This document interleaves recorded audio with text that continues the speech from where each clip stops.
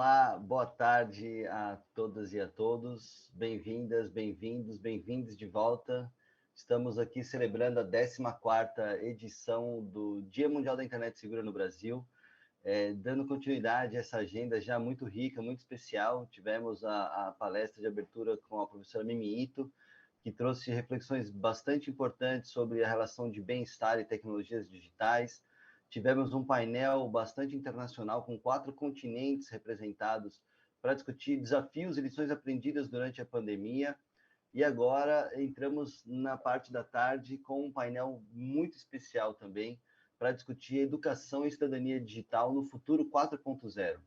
A gente tem visto e debatido, né, que durante a pandemia a gente viveu uma digitalização sem precedentes, numa velocidade inacreditável de digitalização de serviços, de práticas sociais, de interações sociais. Nossas vidas foram digitalizadas de uma maneira muito rápida e acelerada, e isso traz desafios em muitas esferas, né?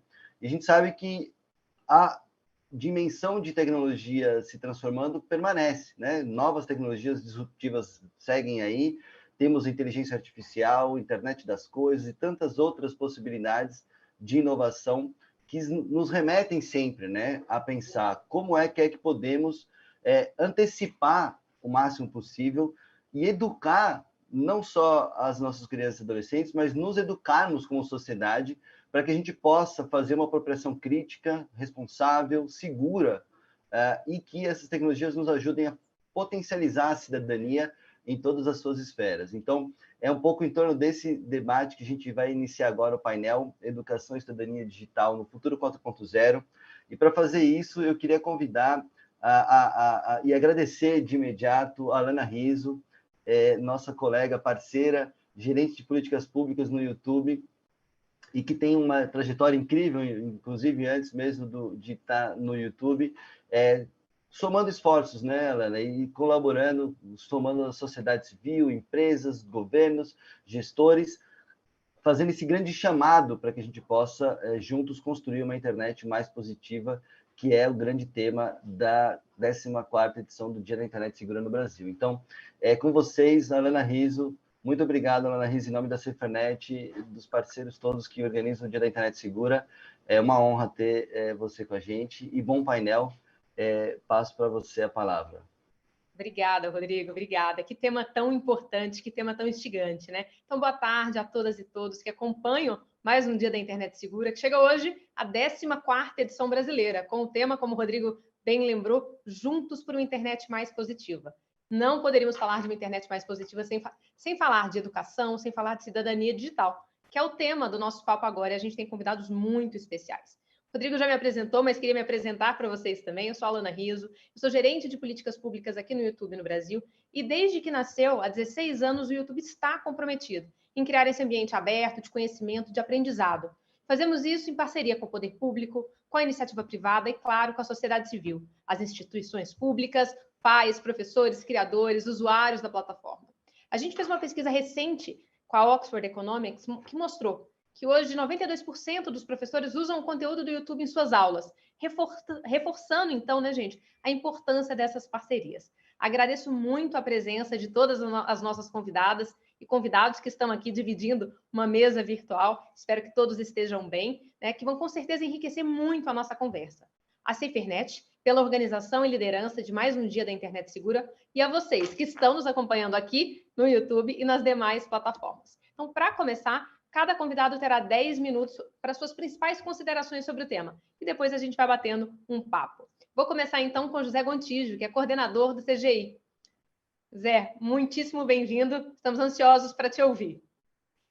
Boa tarde, Alana, boa tarde, colegas de painel, é um prazer estar aqui com vocês. Eu vou compartilhar minha tela aqui, eu acho que fica mais fácil, mais didático, mas não se atenham às imagens, se atenham ao conteúdo, que acho que é mais importante, né? A transformação digital, acho que todo mundo sabe o que vem sendo feito no Brasil nos últimos anos, né? Quem acompanha o nosso setor sabe que ela a conversão do analógico para o digital é algo trivial, talvez, mas a transformação é muito mais do que isso, né? Ele tem um impacto dessas novas tecnologias nas pessoas e no mercado de trabalho, né?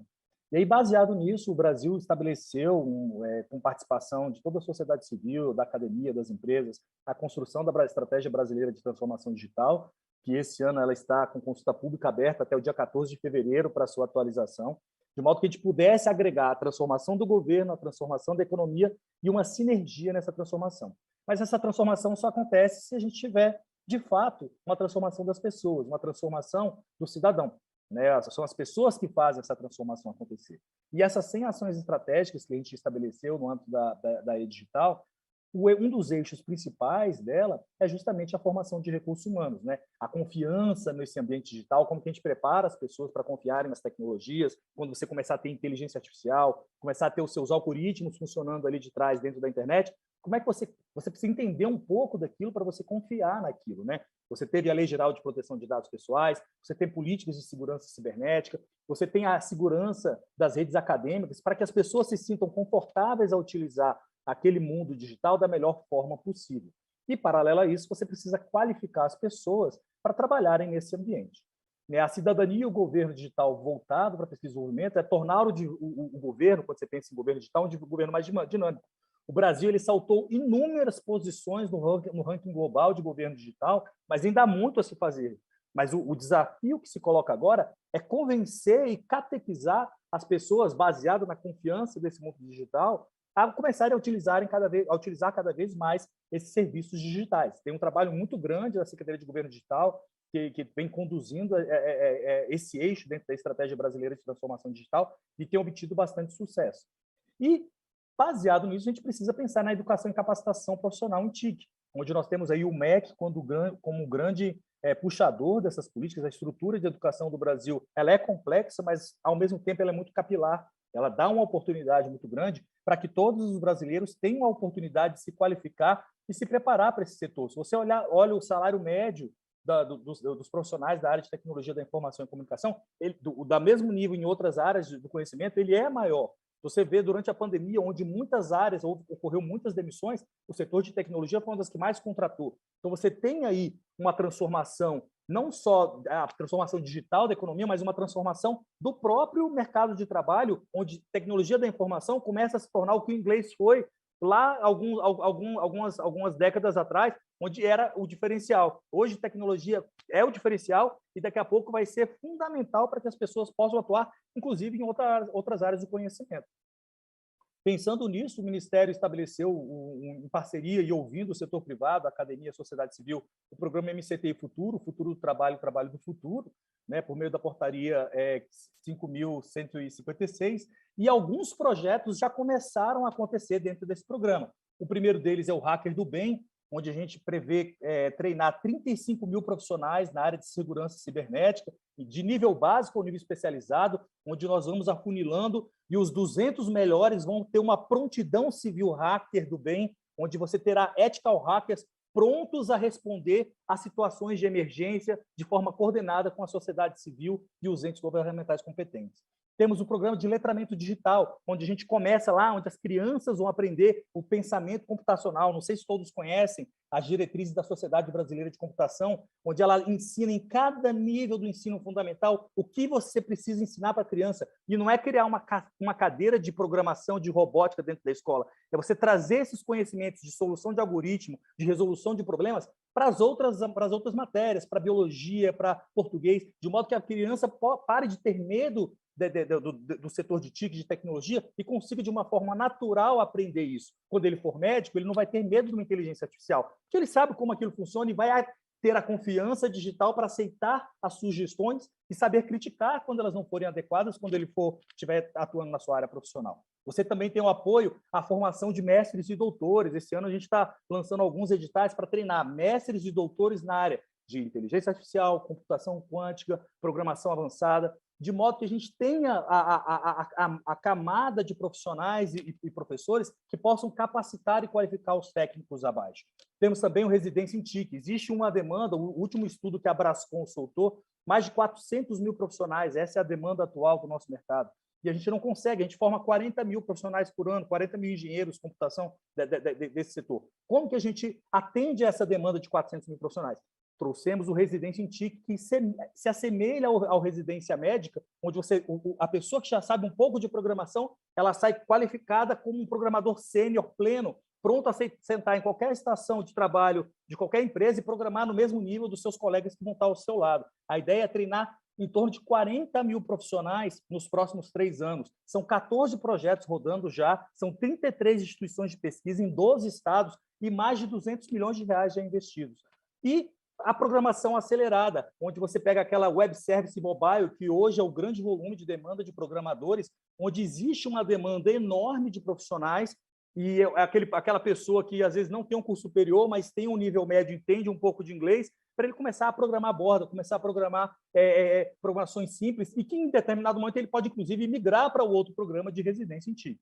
A ideia é que com esse programa a gente passe por todos os elos da formação, desde a criança até o doutor, e que a gente consiga juntar todos os esforços da academia, do governo, da sociedade civil e das empresas para abraçar essa política de formação de recursos humanos de forma estruturada, de modo que a gente tenha pessoas que saibam usar a tecnologia, pessoas que não tenham medo da tecnologia da internet e pessoas que consigam trabalhar e produzir tecnologia no nosso país. Obrigado. Muitíssimo obrigada, Gontijo. Gente, eu esqueci de dar um recado para todo mundo aqui que está acompanhando. O secretário do Concede, o Ellen, não pôde participar, infelizmente teve um compromisso. Então, ele pede desculpas. É uma pena que ele não pode estar aqui, mas tenho certeza que numa próxima oportunidade estará aqui com a gente. Eu vou aproveitar, então. Queria agradecer muito, Gontijo, as suas considerações. Acho que tem muita coisa para a gente falar, principalmente na questão relacionada à geração, né, de emprego, mercado de trabalho, como que a educação e a tecnologia, né, se complementam. Vou passar agora para a Daniela Costa, que é coordenadora de pesquisa do TIC Educação do CETIC. Daniela, boa tarde. Olá, boa tarde. Boa tarde, Alana, aos meus colegas, meus colegas e minhas colegas aqui de painel e aos participantes que estão assistindo a nossa apresentação hoje aqui. Eu aproveito já para iniciar minha fala agradecendo o convite e essa oportunidade de participar do Dia Mundial da Internet Segura, que é um evento muito, muito relevante para a área de infância e de educação. Bom, como a Alana já disse, eu sou coordenadora da pesquisa TIC Educação no Centro Regional de Estudos para o Desenvolvimento da Sociedade da Informação, que é o cetic.br, e é um departamento, um centro de pesquisa vinculado ao Núcleo de Informação e Coordenação do .br, que é o NIC.br, e ao CGI.br. O Gontijo acabou de falar um pouco, representando, né, o CGI. Então, nós somos vinculados ao CGI e as pesquisas que nós produzimos têm esse objetivo, né, de monitorar, de mapear o acesso, o uso e a apropriação das tecnologias na sociedade, contribuir para a sociedade com dados, com evidências, né? E é justamente esse trabalho que a gente faz no CETIC que eu quero trazer hoje para o nosso painel. Eu confesso que desde que eu recebi o convite para falar aqui no Dia da Internet Segura, eu fiquei refletindo sobre o título do nosso painel, né? Que é essa relação entre a educação para a cidadania digital e o futuro 4.0. Né? E eu separei aqui, diante de muitos aspectos que a gente podia abordar, né? Eu separei 5 aspectos que eu acho que são importantes para a gente refletir em relação à educação para a cidadania digital. Né? Um primeiro aspecto está justamente na abrangência, né, dessa educação para a cidadania digital. De acordo com a última pesquisa, né, a última coleta de dados realizada nos domicílios brasileiros, né, 81% dos brasileiros, né, de todas as idades, aliás, perdão, de todas as idades não, com 10 anos ou mais, né, são usuários de internet. Ou seja, a gente tem 29% de brasileiros maiores de 10 anos que não utilizaram a internet nos 3 meses anteriores à realização da pesquisa. Porém, quando a gente fala em um ecossistema digital, em cidadania digital, a gente precisa considerar esses 29% de brasileiros também. Eles também são cidadãos digitais, né? Embora não façam uso das tecnologias, eles são impactados, né, por esse ecossistema digital, pela cultura digital. Quando a gente fala em um ecossistema digital, a gente está indo além de falar de celular, de computador, de cabos, enfim.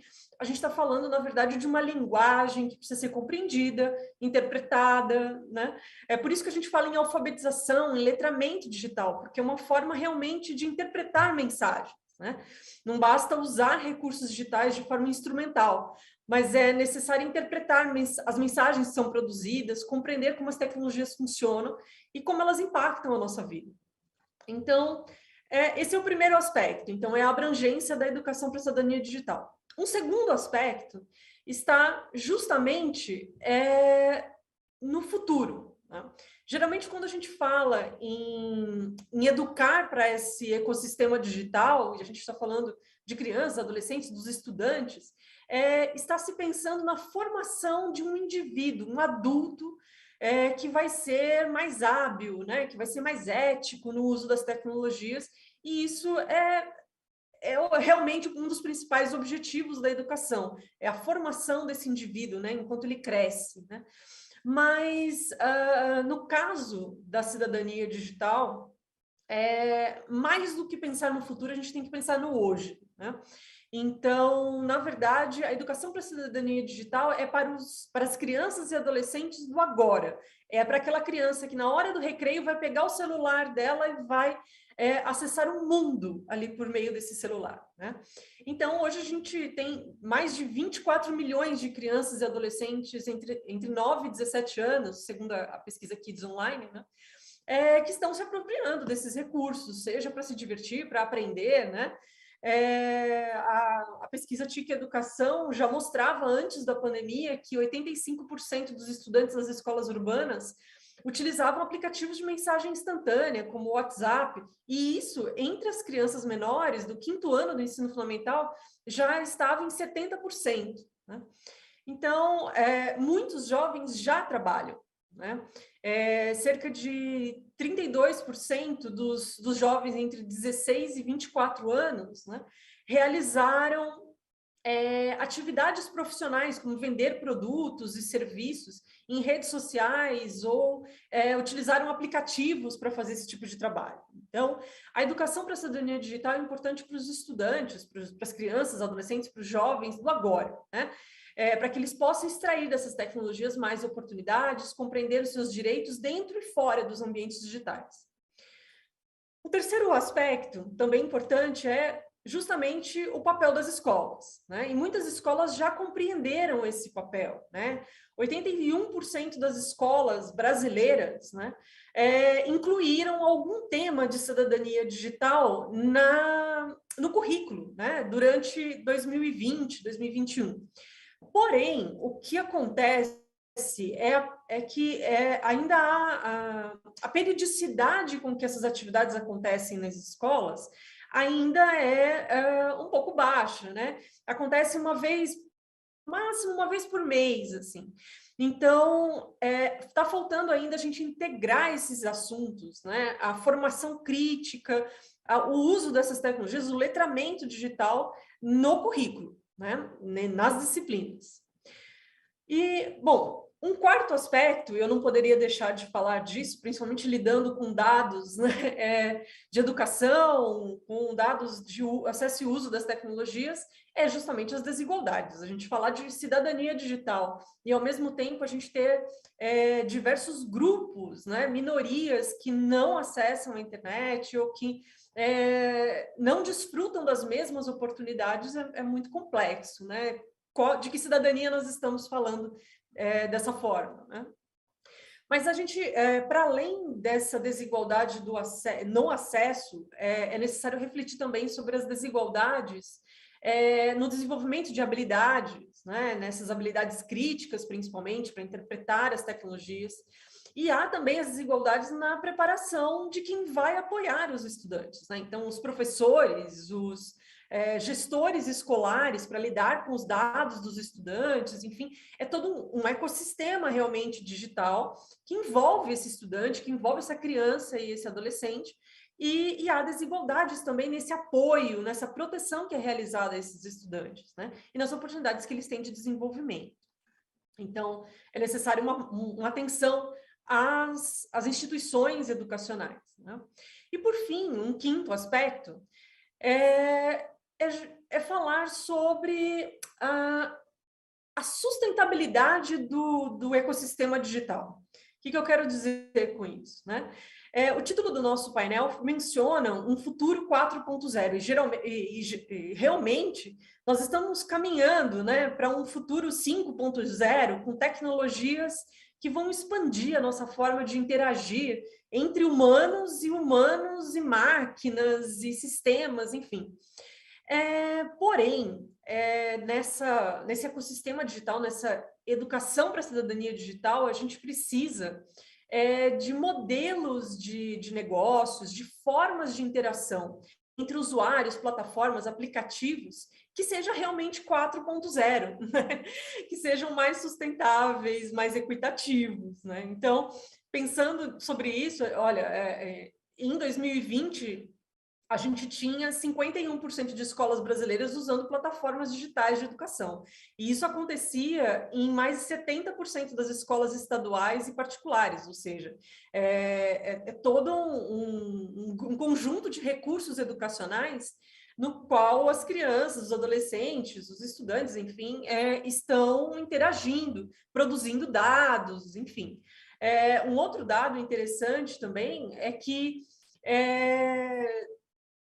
14% dos crianças e adolescentes de 10 a 15 anos já interagiram com aplicativos, com sites do governo, né, para realizar algum tipo de serviço no âmbito público, né, emitir um documento, preencher um formulário. Então, todos esses recursos que são utilizados pelos estudantes, pelas crianças, eles precisam levar em conta os direitos dessas crianças, desses adolescentes. Então, embora as instituições educacionais elas sejam essenciais no desenvolvimento da educação para a cidadania digital, elas não são os únicos espaços de debate e nem assumem sozinhas essa responsabilidade, né? Então, o que eu estou querendo dizer aqui, em síntese, é algo que já foi muito dito durante o dia hoje, de que é necessário também um trabalho conjunto entre escolas, universidades, instituições governamentais, instituições da sociedade civil, empresas, né? Isso é muito importante para que a gente construa um ecossistema digital que leve em conta os direitos digitais, especialmente os direitos das crianças e dos adolescentes. E um ecossistema digital sustentável envolve toda a sociedade, é multissetorial, é multidisciplinar, prima pela diversidade, pela equidade e oferece oportunidades efetivas de participação aos cidadãos digitais, né? Então, eu sei que a gente tem um tempo restrito, eu vou parar por aqui. Eu agradeço novamente a oportunidade. Só dizer que os dados que eu citei na minha fala, eles foram todos coletados pelo cetic.br, e eles estão disponíveis no site do CETIC, e eu fico à disposição para que a gente possa conversar mais sobre esses temas. Muito obrigada. Muito obrigada, Daniela, super interessante os dados que você trouxe da pesquisa, mas também essa reflexão da importância, né, do diálogo, da colaboração e dessa parceria. Para a gente continuar no nosso papo aqui, eu vou chamar agora o Mário Volpe, que é coordenador do programa Cidadania dos Adolescentes da Unicef. Boa tarde, Mário. Boa tarde, Alana. Boa tarde a todas. Boa tarde a todos. Eu acho que temos uma discussão aqui muito importante para ser feita, né? Que é essa transição, né, do analógico para o digital, né? E como nós vamos discutir as políticas para fazer essa transição, né? Eu acho que aqui tem um desafio que é colocar a escola no centro da inclusão digital. Hoje a escola não é ainda, né, a política de educação não é ainda o centro desse processo. Nós temos discussões na área da tecnologia, temos discussões na área da comunicação, temos discussões na área do setor privado, pensando como nós vamos fazer essa transição, não é? Mas nós precisamos trazer a escola para dentro dessa discussão. E eu falo a escola porque eu estou falando mesmo de um espaço físico determinado, de um lugar, não é?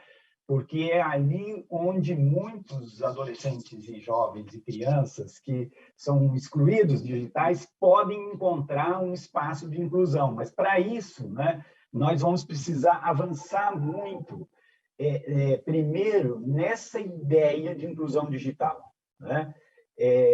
Não tem como a gente ter um desenvolvimento sustentável no nosso país, não tem como um país de renda média como o Brasil se desenvolver se a gente não promover a inclusão digital. E a inclusão digital depende, primeiro, de a gente estabelecer essa ideia da conexão gratuita para aqueles que dela necessitam como um direito de inclusão social.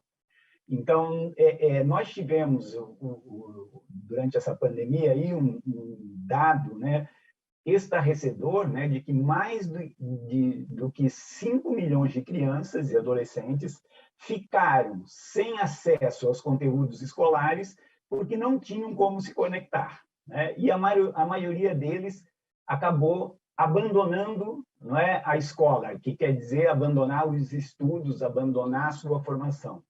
Então, esse dado, né, que é um dado de outubro do ano passado, que foi um levantamento, né, uma pesquisa produzida, por um lado, por uma pesquisa que o próprio Unicef fez com o IPEC, né, o antigo IBOP, e, por outro lado, uma pesquisa feita pelo próprio IBGE da PNAD contínua, né? Então, nós temos um dado importante, né? E a gente poderia aqui explorar outros dados, aqui a Daniela também já trouxe informações importantes aqui. Nós temos um problema de exclusão digital que precisa ser incluído como um direito, né? Essa ideia de que se um adolescente que não tem acesso à internet, por exemplo, né, comparado a um adolescente que tem, essa diferença ela vai se agravando à medida que ele vai crescendo e vai se tornando um obstáculo para a inclusão social dele. Então, ela acaba que hoje, né, por exemplo, durante a pandemia, nós conseguimos gerar muitas oportunidades para adolescentes. Mas quais foram os adolescentes que conseguiram acessar essas oportunidades? Aqueles que estavam conectados. Os que não estavam conectados, eles não só deixaram de se beneficiar dessas oportunidades, como eles tiveram uma situação de renda, de alimentação, de acesso a serviços públicos piorado. Então, a exclusão digital, ela agrava a exclusão social, não é? Então, é importante aqui pensar numa política de conexão gratuita. Nós fizemos um projeto no Unicef, não é? Nós já conseguimos levar o acesso à internet para mais de 7 mil adolescentes, mas assim, não tem a ver com escala, né? É mais um trabalho de produzir uma política, porque como que você faz a inclusão digital, né? Conectando, mas como que você conecta? Então, a gente teve essa experiência com diversos projetos e nós fomos exatamente para os mais excluídos, né?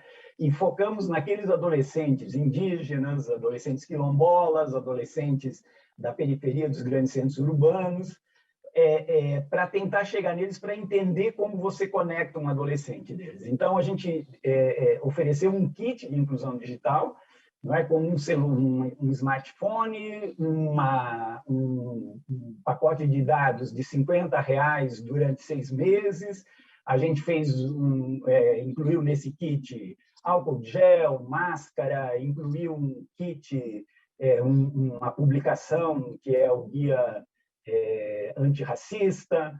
Fizemos um kit, de fato, de conectar esse adolescente que está numa situação de exclusão para entender como uma política podia chegar até lá. E nós vimos que, por exemplo, na hora de conectar esse adolescente, ele precisava de um CPF de um adulto, que é do pai, da mãe, do irmão mais velho, né, para ele poder ter o acesso. Então, nós temos aqui problemas para serem resolvidos do ponto de vista, eu diria, jurídico, logístico, de financiamento, né? Então, fizemos toda uma discussão sobre usar uma parte do FUST, né, que é esse fundo de um imposto que as empresas pagam, que constitui esse fundo de universalização do sistema de telecomunicações, lá do passado, né, que se chamava dessa forma, que agora já está sendo regulamentado. A ideia era ter uma parte desse fundo financiando a inclusão digital de crianças e adolescentes a partir da escola,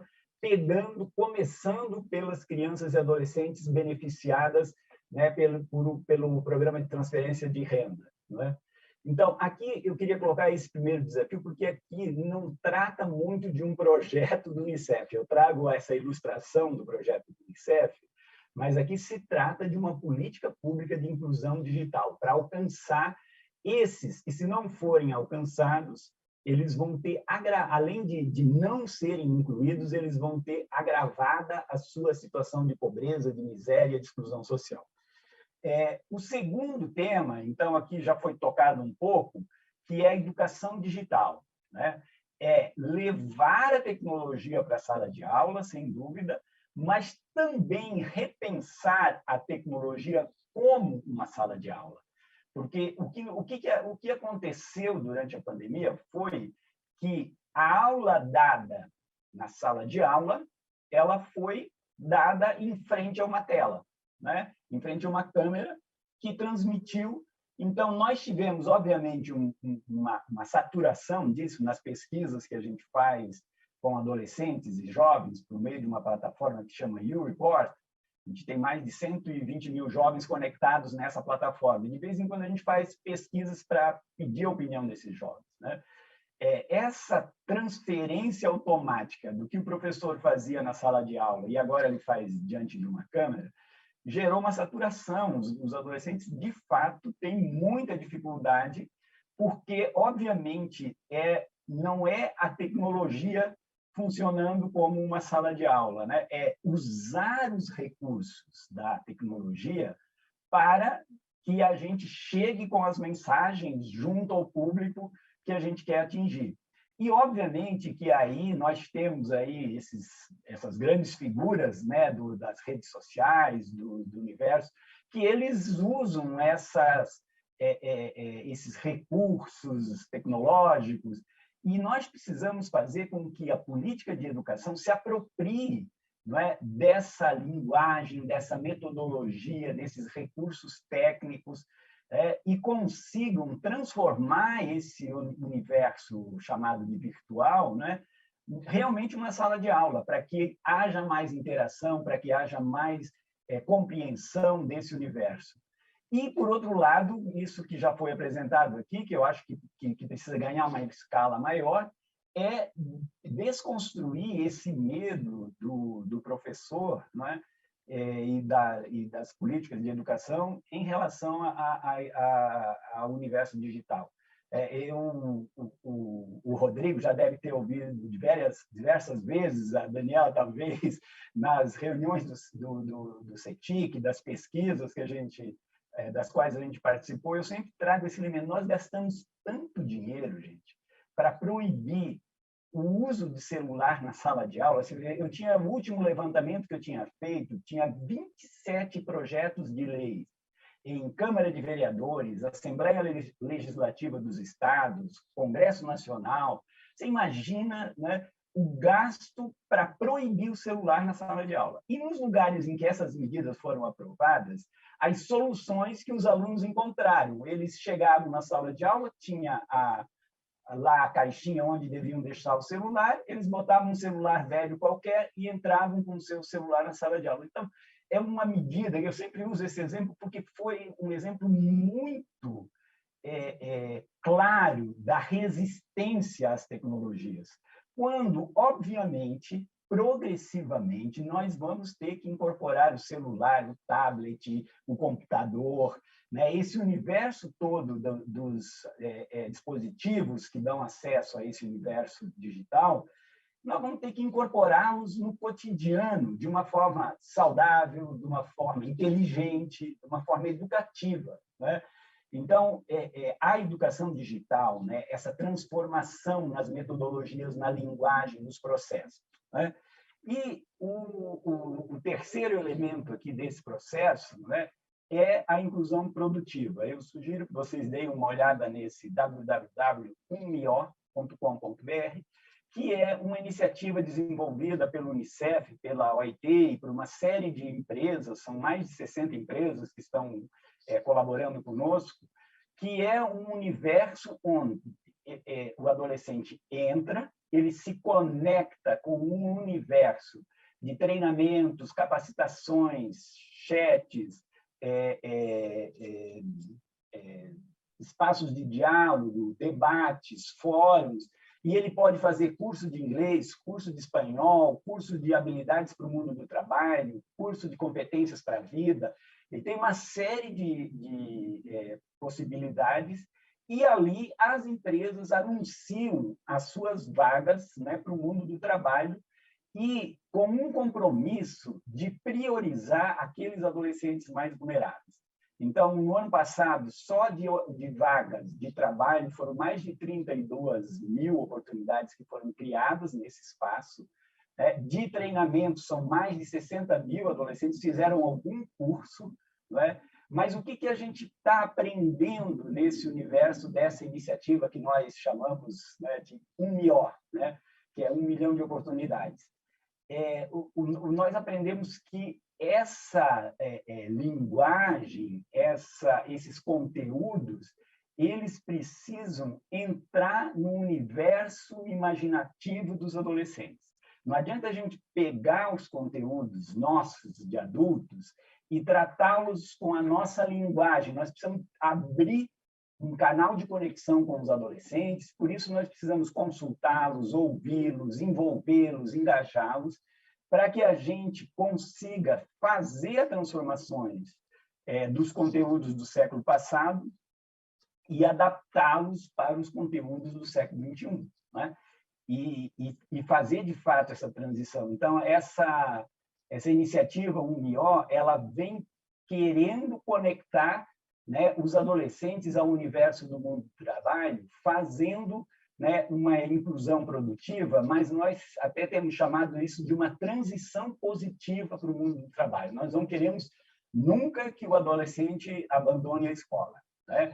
Muito menos que as crianças trabalhem, como tem uma série de projetos de lei. Hoje até tem uma audiência pública aqui na Câmara discutindo novamente essas propostas de rebaixar a idade de acesso ao trabalho para 13 anos, para 14 anos. É uma discussão cansativa, porque ela está conectada a antes da Revolução Industrial, né? Só para, se você pesquisar um pouco, as primeiras leis que proibiram o trabalho infantil são leis exatamente da Revolução Industrial, quando os países que quiseram se desenvolver, eles asseguraram que as crianças e os adolescentes pudessem ter uma formação antes de entrar no mundo do trabalho, né?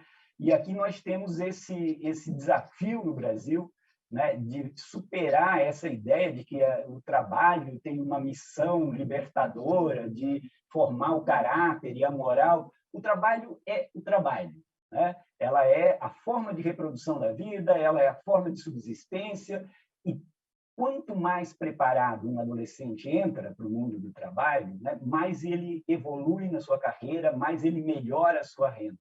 Quanto menos preparado ele entra, com menos escolaridades, mais ele se torna um desempregado, né? Mais ele tem dificuldades e ele vai depender de políticas compensatórias do Estado. Então, são essas 3 ideias aqui que eu queria trazer para compartilhar com vocês hoje.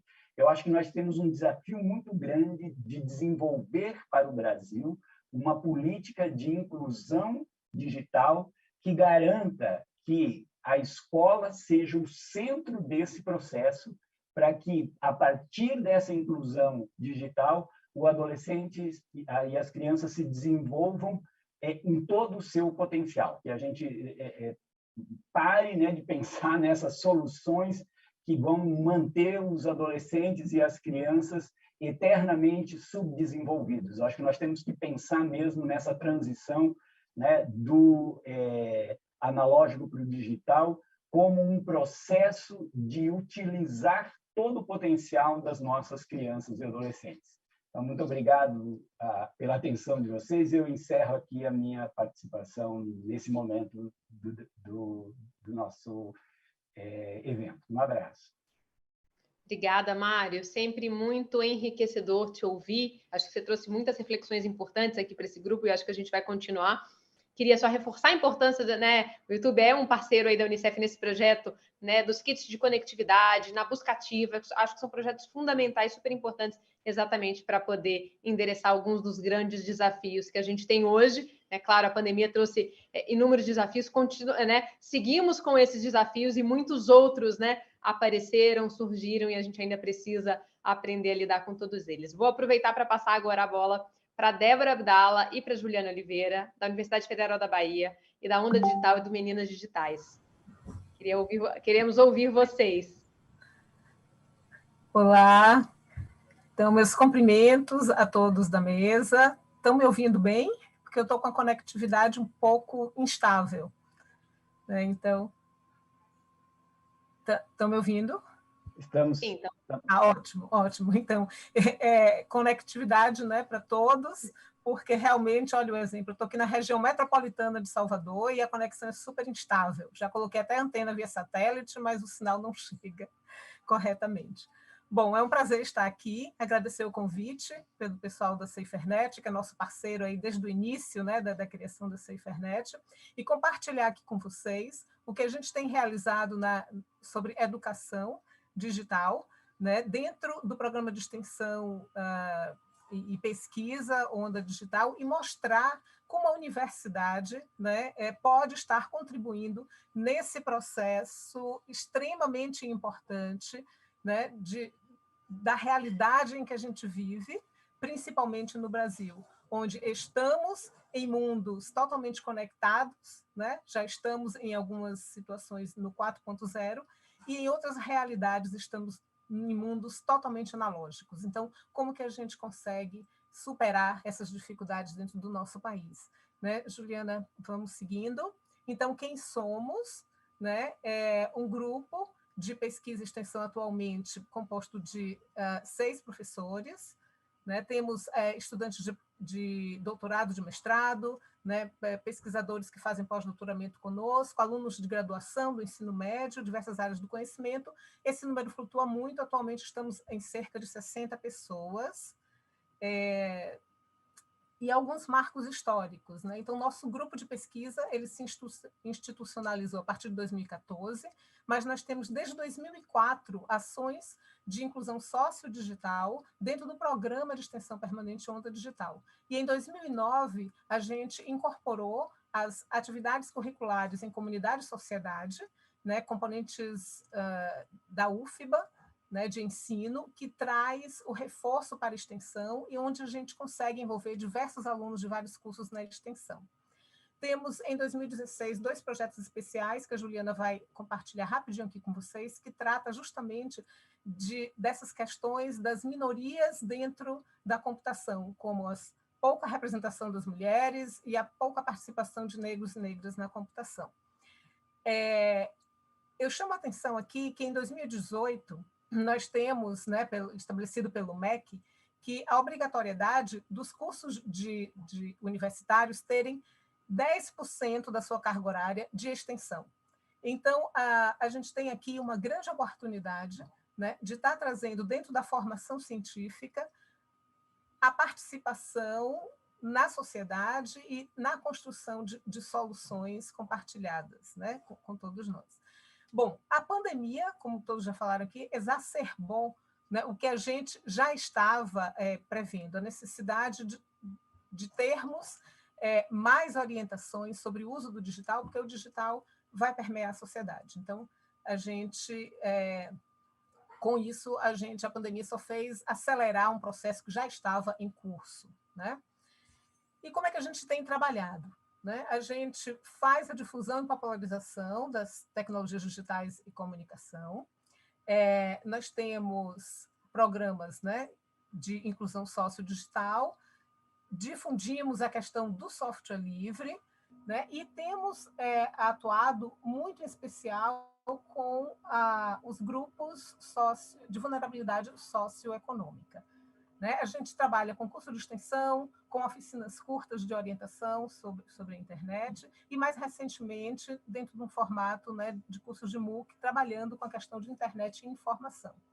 Temos sempre parceria aí da SaferNet com os materiais que são produzidos, né, do NIC-BR também. Então, principalmente todos os recursos que estão disponíveis, né, como recursos livres, nós trabalhamos, né, nessas nossas ações.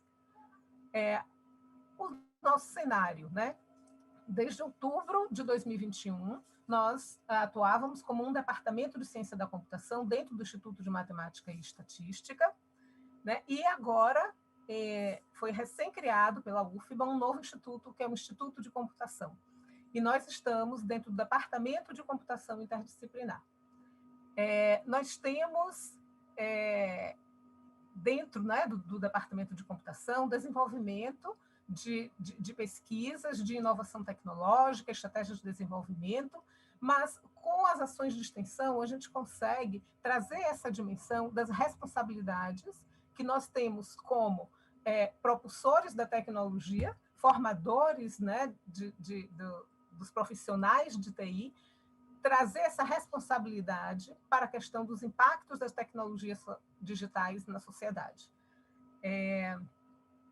Então, nós já atuamos, né, com diversas parcerias com organizações civis, então já atuamos com o grupo do ILEA-IE, do ILEA-POA-FUNJA, o grupo de Força Jovem, que é em Candeias, lá no subúrbio. Começamos com o projeto Tabuleiros Digitais no bairro de Pirajá.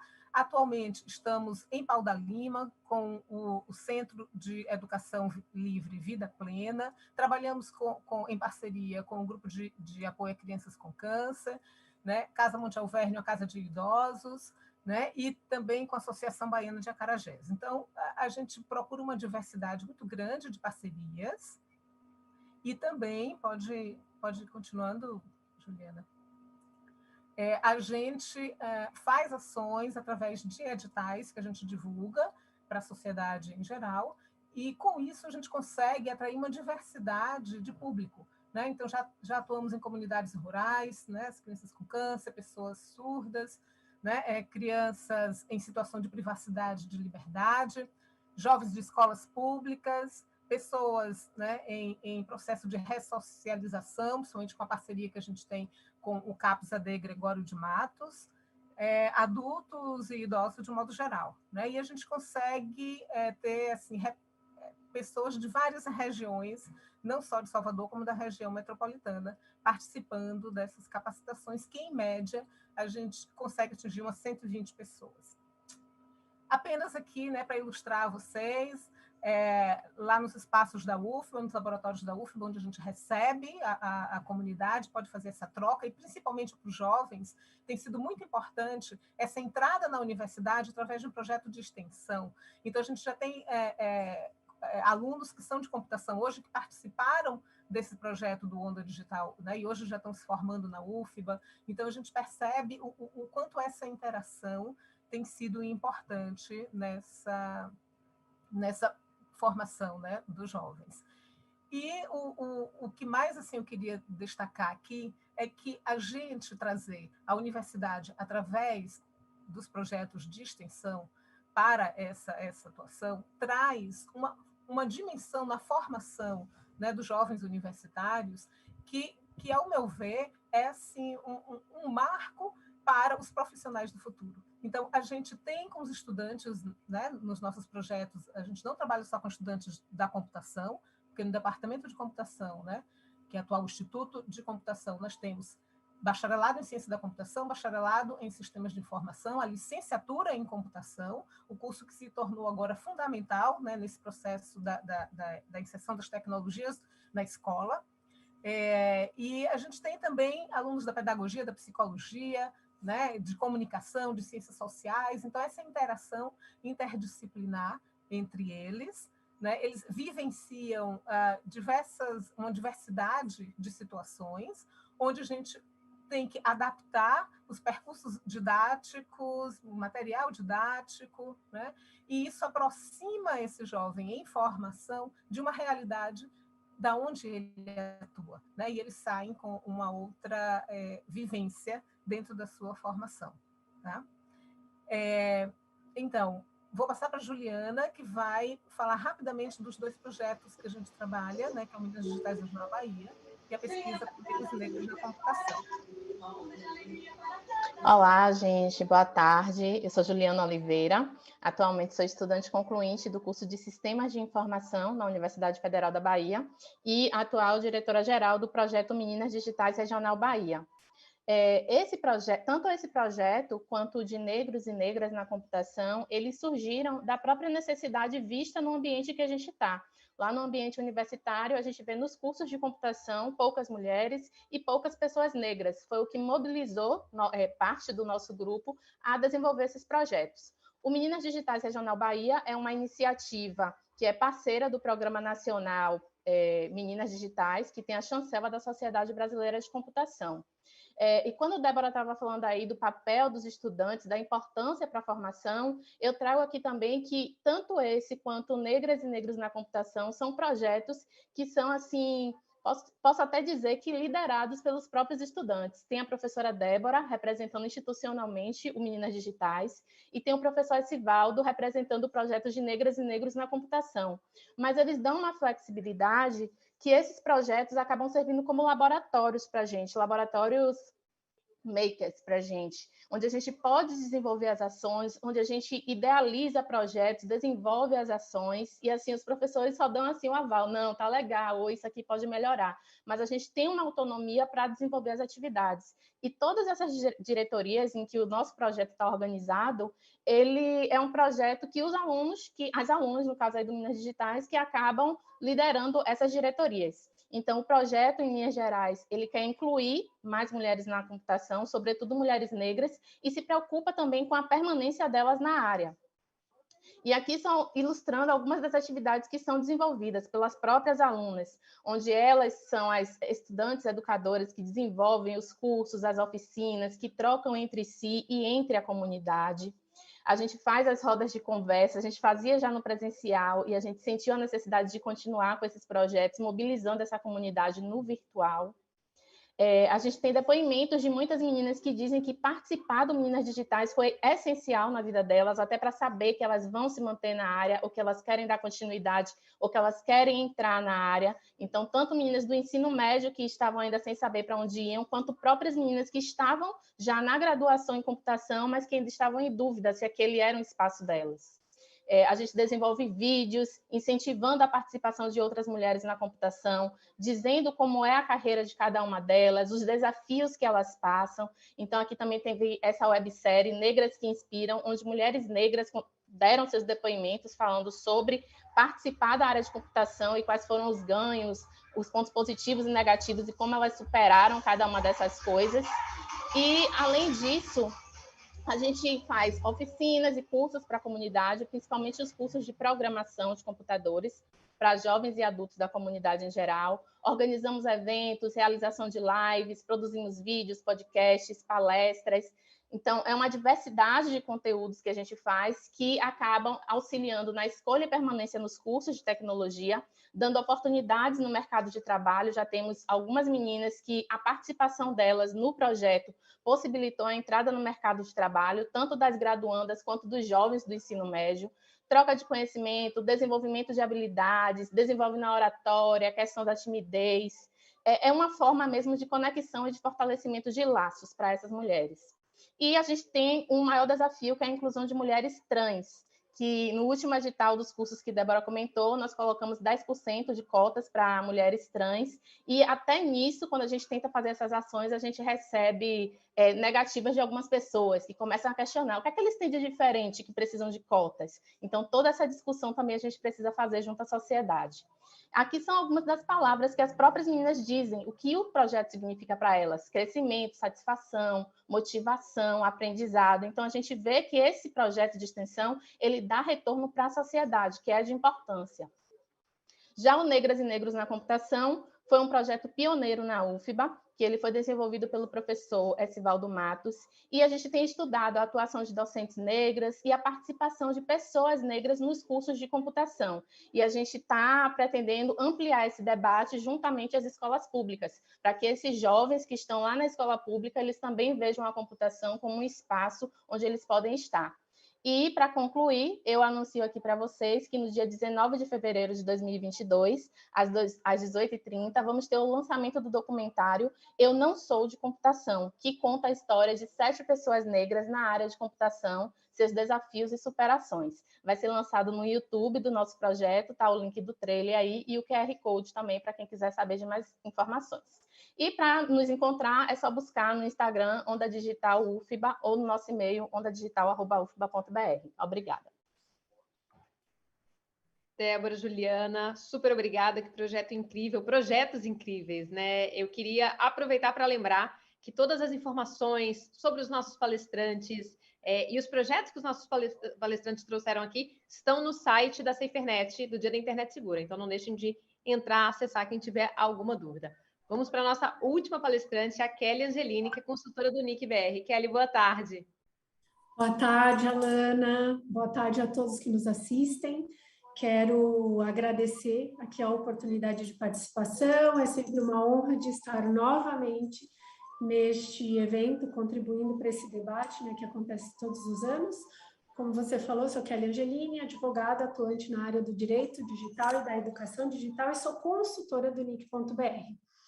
E antes de iniciar minha fala, eu quero aqui reforçar um pouco do comprometimento e engajamento do NIC.br em ações que realiza para a instrução de crianças e adolescentes no uso da internet, através de eventos como esse que está sendo realizado, do Simpósio Crianças e Adolescentes na Internet. Quem não conhece ainda, vale a pena acompanhar. Esse será o 7º ano de realização desse evento tão importante que debate temas fundamentais sobre o uso da internet por crianças e adolescentes. Sempre ocorre em setembro de cada ano. E os materiais que o NIC.br e Comitê Gestor da Internet no Brasil disponibilizam através do site internetsegura.br, como já foi dito aqui pelo professor Demi no início da abertura desse evento, e pela Miriam, do CERT.br, nós temos materiais riquíssimos, inclusive temos um guia chamado Internet com Responsa na sua sala de aula, que visa capacitar educadores para que eles entendam qual é o uso da internet que eles estão fazendo, se precisam fazer algum ajuste ou não, para que possam estar ali aptos para instruir os seus alunos sobre o uso responsável da internet. Então, eu reforço aqui o comprometimento do NIC.br, do Comitê Gestor da Internet no Brasil, para essas ações aí de instrução de crianças e adolescentes na internet. E agora, falando um pouco do tema objeto desse painel, né, os meus colegas falaram bastante aí de transformação digital, de inclusão digital, e eu, complementando aqui o que foi dito, e acho que foi propositalmente bom ficar aí para o final, né? Eu vou exibir alguns casos práticos que mostram o que vem acontecendo com crianças e adolescentes na internet, que usam a internet, né? Porque são considerados ali hoje, muito se fala de nativos digitais, e por isso, né, todo mundo acha que eles têm habilidades e maturidade, discernimento para usar essas novas tecnologias, mas, na verdade, na prática, a gente vê que falta aí muita instrução. E eu vou exibir aqui para vocês o meu slide, que eu trago esses casos reais, acho que vocês estão visualizando aí minha apresentação.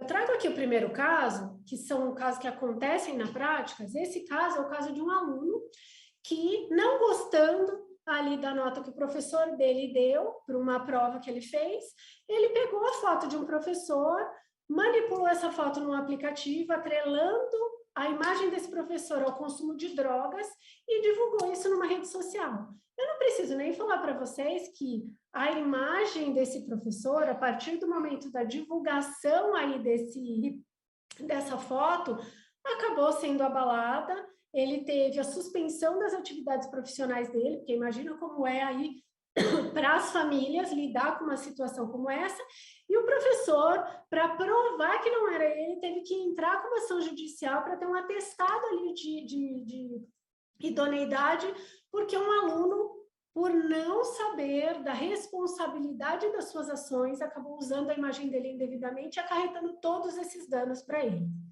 E aí eu trago aqui um segundo caso, de uma garota que publicou uma foto numa rede social. Um garoto foi lá, usou essa foto para fazer um meme, esse meme viralizou, a garota passou a ser objeto de chacota em todos os lugares que ela ia, na escola, na rua onde morava, na cidade. E o que aconteceu? Ela não suportou todo esse assédio, acabou abandonando a escola e até tentando suicídio. Tudo isso porque um adolescente acabou achando que era uma mera brincadeirinha usar a imagem de alguém para fazer meme e debochar com a cara dessa pessoa. Trago aqui também o caso de um adolescente que aconteceu nos Estados Unidos e que descobriu-se que ele estava por trás de uma invasão no Twitter e lá, com a legislação diferente da nossa, ele foi condenado a 3 anos de prisão juvenil. Por quê? Porque desconhecia ali também o uso responsável, o uso ético, o uso respeitoso da internet. E, por fim, eu trago um caso aqui que é muito mais comum do que a gente imagina, de um adolescente que, após um término de namoro, pegou a foto da ex-namorada e divulgou nos grupos de WhatsApp dos amigos, e essa foto viralizou em pouco tempo, porque não só ele queria se vingar, mas ele queria mostrar ali que ele, né, era realmente empoderado e tinha ali circunstâncias muito positivas em relação a essa exibição da foto da ex-namorada. A ex-namorada teve uma exposição extremamente inadequada, passou a ser objeto de julgamento ali social pelo grupo que participava, não queria mais ir para a escola, abandonou os estudos, teve depressão, isolamento, ou seja, uma série de consequências. E para esse garoto que fez isso, acabou o caso indo para o Poder Judiciário, e nos termos do Estatuto da Criança e do Adolescente, o juiz teve que aplicar medidas socioeducativas e sociopunitivas para esse adolescente que acabou usando aí a internet de forma inadequada. Então, vou... Peraí, só um minutinho. Eu parei aqui minha exibição, porque eu terminei os casos reais, mas para mostrar para vocês que esses casos acontecem na prática. É isso que a gente vê. Então, assim, tudo que foi dito hoje é muito válido e minha fala é totalmente complementar ao que foi dito hoje sobre transformação digital, sobre inclusão digital, mas a gente precisa também falar em instrução para o uso seguro, consciente e responsável da internet. Por quê? Porque diante desse cenário que eu trago aqui para vocês, é nítido que nós precisamos investir na instrução de crianças e adolescentes. Por quê? Para que elas aprendam a respeitar o próximo no uso da internet e também agir com responsabilidade, porque, afinal, a internet não é terra sem lei. Como a gente viu nesses casos que eu trouxe para vocês aqui, além dos danos que essas ações acarretam às vítimas, às pessoas, né, que são alvo aí dessas condutas irregulares, as consequências para esses adolescentes que fazem essas ações são estratosféricas, são devastadoras, que poderiam ser evitadas e prevenidas se tivessem recebido uma instrução.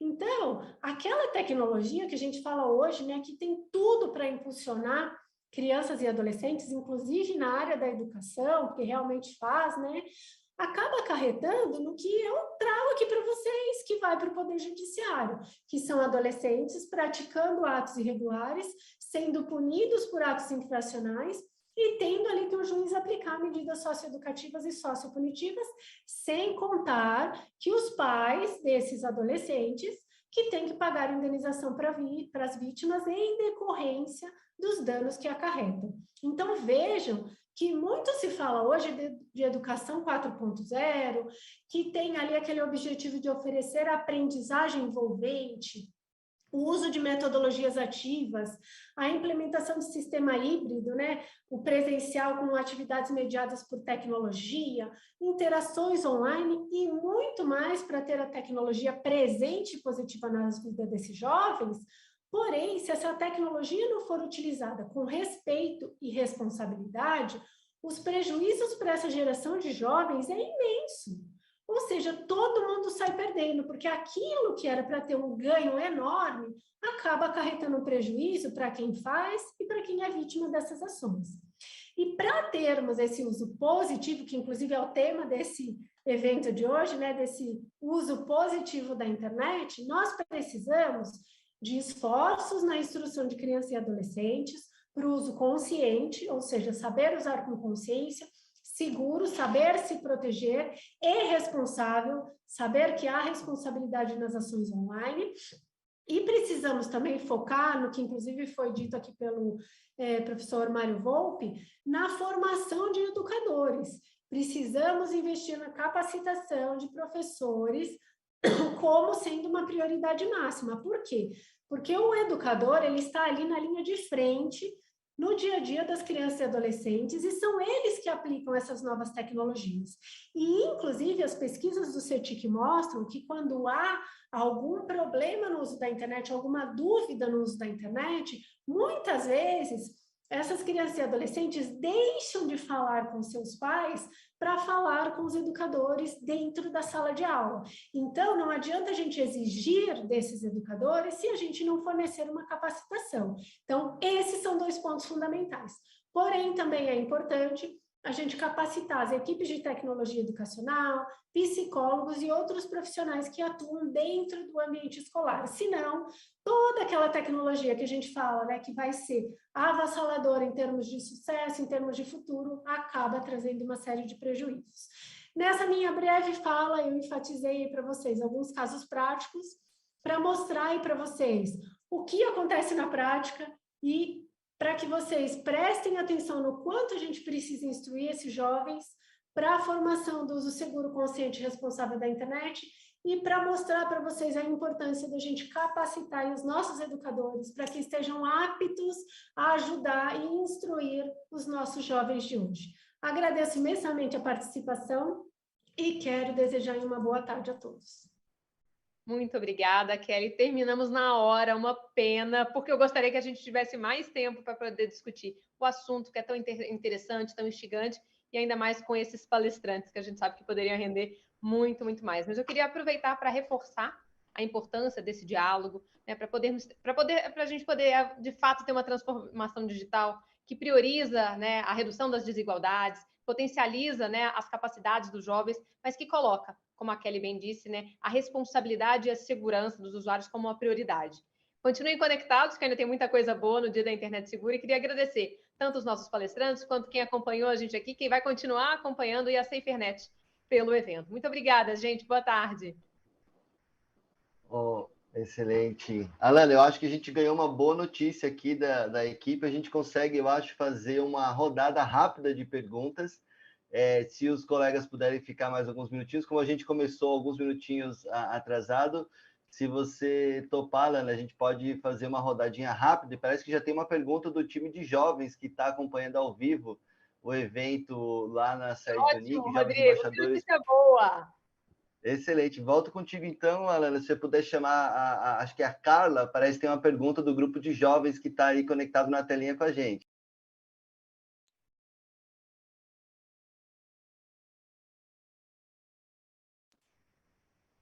Feita que a gente acho que ganhou está sem o áudio. Seu microfone está desligado. Um clássico da pandemia, né, gente? De eventos digitais. O microfone desligado.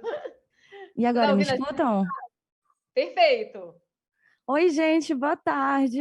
Eu sou a Carla Giovana, eu sou do estado do Pará, né? Eu sou da Cooperação da Juventude Amazônica para o Desenvolvimento Sustentável, ex-embaixadora do Programa Cidadão Digital do ano de 2020. E uma coisa que muito me empolgou durante esse painel é que eu vi muito falando sobre jovens, né? O que eu acho muito bacana. Mas, às vezes, eu confesso para vocês que eu sinto falta de ver jovens fazendo esse debate sobre inclusão digital, sabe? Porque, por exemplo, no contexto amazônico, a gente vive um cenário de exclusão digital muito grande. E aí eu já quero deixar a dica para vocês acompanharem o web documentário A Maré para as Juventudes, as multivozes da exclusão nas Amazônias, que fala justamente numa perspectiva multissetorial, numa perspectiva indígena, quilombola, ribeirinha e urbana, sobre esse processo de exclusão digital que a gente vive na região amazônica e como isso nos impossibilita, muitas vezes, né, de co-criar novas perspectivas para o nosso território a partir da ótica da juventude, que a gente sabe que é um grande percentual da população e que precisa ser considerado, né, em todas as áreas, principalmente na área de inclusão digital. E quando eu penso no contexto amazônico, eu noto que essa inclusão digital ela precisa ser trabalhada de uma forma mais intensa, principalmente por causa do processo de degradação que a gente vive no nosso território e que nos impede de nos mobilizar e de nos conectar com outros jovens para co-criar possibilidades diferentes das atuais. né? Então, eu gostaria de ouvir um tanto de vocês nessa perspectiva de não inclusão tão ferrenha das juventudes nessa pauta. Como é que a gente pode fazer para incluir mais as juventudes nesses debates? Como é que a gente pode fazer para conectar mais organizações de juventudes, como, por exemplo, a COJovem, né, junto com organizações que estão à frente dessas iniciativas, para que a gente possa ter essa escuta ativa da juventude e materializar projetos, processos, programas que sejam realmente efetivos e representativos para nós. Desde já, muito obrigada. Carla, a gente que agradece. Muito obrigada pela contribuição. Vou te fazer uma pergunta. Onde vai estar disponível o web documentário?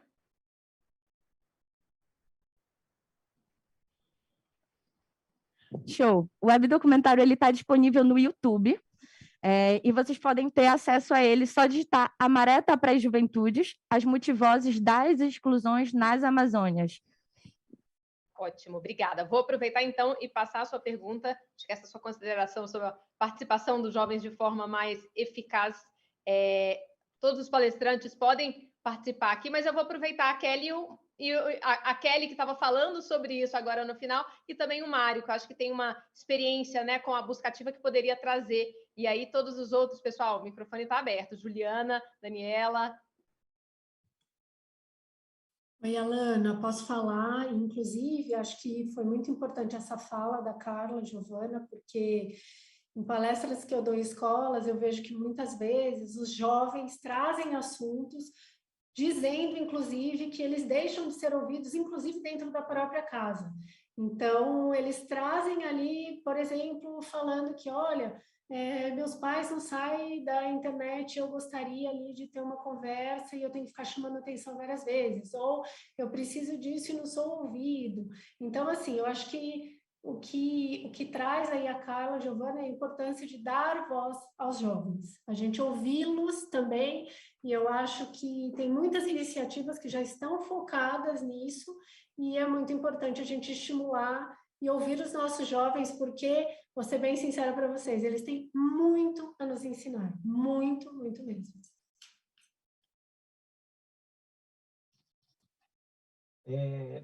Vou entrar aqui, Alana, na discussão. Eu acho que nós precisamos urgentemente, né, criar um fórum de debate entre adolescentes e jovens sobre a inclusão digital, né? Uma rede, eu conheço muitas iniciativas no Brasil inteiro, mas a gente ainda não conseguiu conectar essas iniciativas para trazer essa agenda dos jovens para o espaço público. Então, o que a gente tem são algumas iniciativas isoladas ou às vezes até desarticuladas que a gente precisa conectar. Eu acho que é hora de ter um fórum nacional bem articulado nesse tema, né? Aqui no Unicef a gente tem uma série de redes de adolescentes, a gente pode ter algum papel no apoio a essa articulação, mas a gente precisa conectar esses grupos, porque tem dois elementos importantes que os jovens trazem, que um deles é a desconstrução dessa ideia de que os jovens são irresponsáveis na internet, que eles estão aí para zoar, para fazer bullying, esses eventos que a gente tem, se a gente for ver hoje, o grande problema na internet, né, são os crimes cometidos pelos adultos, né? Se a gente for fazer uma conta brava, né, a gente tem que tentar identificar esses espaços todos de geração de renda, de aprendizagem, de diálogo, de fórum. A gente tem milhares mesmo, e cada um atuando em universos diferentes. Então, eu já queria responder aqui também a pergunta do Santiago, né, que fala como que a gente vai garantir a participação de crianças e adolescentes mais vulneráveis. Então, eu acho que é criando esses espaços de discussão, porque no espaço de discussão vão aparecer os temas dos conteúdos, da segurança, né, da mediação, vão aparecer esses temas que a gente está pautando aqui no universo adulto, né, na linguagem e nas questões que os próprios adolescentes trazem. Então, já aproveitando aqui, Violão, para me despedir aqui do grupo, e dizer que eu fico com esse compromisso de nós apoiarmos essas iniciativas de articulação, de formação de uma rede de jovens para o debate e para a proposição de políticas de inclusão digital que parta do próprio debate dos jovens, tá bom? Muito obrigado, um grande abraço para todos. Excelente, Mário, obrigada. Eu tenho um tempinho, assim, por favor. Só queria assim, reforçar a importância da participação dos jovens nesse tema. Então, assim, todos os programas que a gente desenvolve, aqueles mais brilhantes, são tocados na frente pelos jovens. Né? Então, assim, a gente dá o protagonismo para a juventude. Né? Nosso papel é dar suporte, é orientar, é facilitar o caminho. Né? Então, quantas vezes eu já pensei em soluções mirabolantes, né, de atuação, e na hora que a gente coloca em contato com jovens, ou a gente está em contato com os jovens, né, da escola, a solução é outra, a ideia é outra, a pegada é outra, o ritmo é outro, entendeu? Então, assim, a gente precisa saber ouvir, né, e dar vez mesmo aos jovens, e eu fico assim, impressionada como eles são capazes, o quanto de conteúdo eles têm. Então, a gente fica achando que a gente que sabe muito, a gente sabe a nossa realidade, da nossa geração, né? Mas eles estão aí com uma outra realidade, a gente precisa, juntos, apoiá-los. Né? Queria dar esse depoimento. Queria agradecer e vou aproveitar e ver se a Juliana quer fazer alguma consideração, né? Porque eu acho que isso se conecta muito com meninas digitais, né? Essa pergunta da Carla. Olá, sim. Enquanto ela estava falando, eu estava lembrando que no grupo a gente tem muitas meninas que já estão na universidade, acho que também isso tem influência pelo local, né, onde o projeto está sendo desenvolvido, mas a gente tem algumas alunas que são do ensino médio, algumas jovens e até algumas que são bem jovens, né, acabaram de entrar na universidade, eles estão entrando cada vez mais cedo na universidade, e o projeto é assim, totalmente aberto para todas as ideias. Então, tem coisas assim que eu nem imagino, e as meninas trazem de ideia e vão tocando, e vão com aquela rede mesmo que ela já tem da escola, e o projeto fica maravilhoso.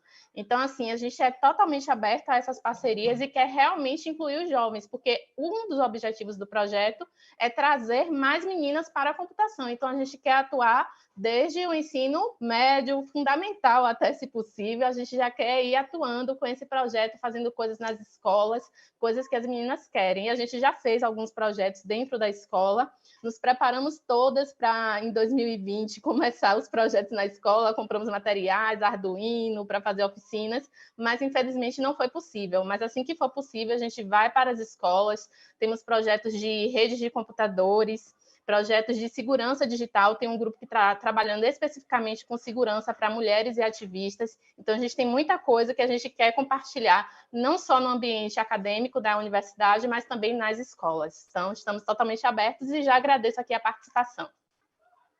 Excelente, muitíssimo obrigada. Gente, acho que agora o nosso tempo, né? A não ser que alguém...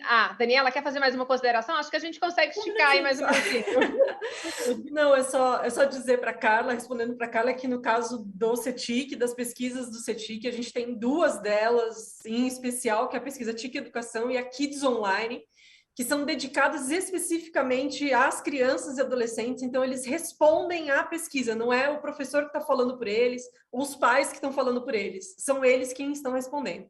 E muito rapidamente, uma dica para Carla e para todos os adolescentes, os jovens que estão nos assistindo, assim, quando a sociedade não abre espaço, a gente abre. Então, vão atrás também. Se quiser, escreva para o CETIC e fala, olha, eu quero saber dessas pesquisas de vocês, eu quero que vocês apresentem para o meu grupo aqui, entendeu? Eu quero falar com a empresa X, enfim, abram espaços. Tem que ser assim, né? Se não nos dão espaços, a gente tem que criá-los. Então, mas parabéns pela iniciativa e ficamos à disposição.